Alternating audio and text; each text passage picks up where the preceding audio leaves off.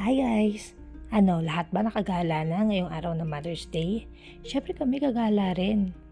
Papunta kami niyan ng MOA. Niyaya kasi ako ni Honey. Kain daw kami sa labas kasi nga Mother's Day. Ayan excited na nga dyan yung bulilit.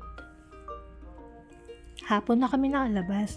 Ewan ko ba, kasi ng araw na yan talagang tinatamad akong lumabas. At nandito na nga kami yan sa MOA. Pero bago kami kumain, pupunta muna kami sa bilihan ng mga laptop kasi kailangan bumili ng laptop ni Honey para sa trabaho.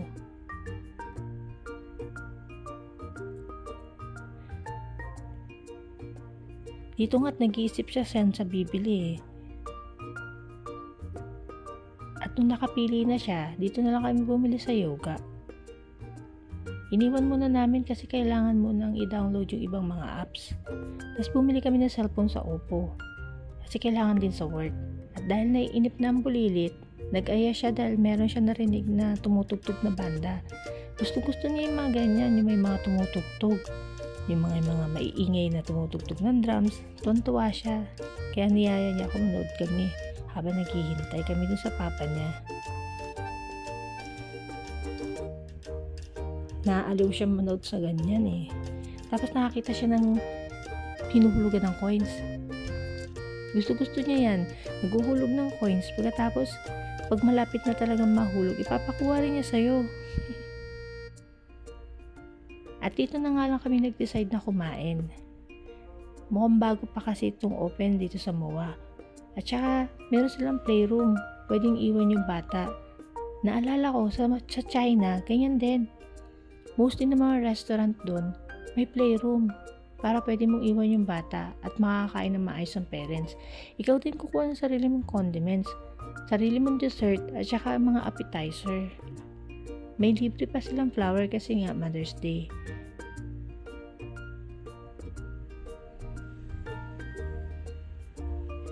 Isa-isa nang dumarating yung mga orders namin dyan.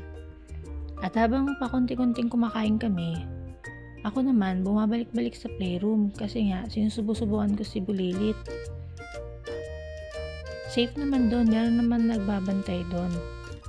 Kaya okay lang naiwan yung bata.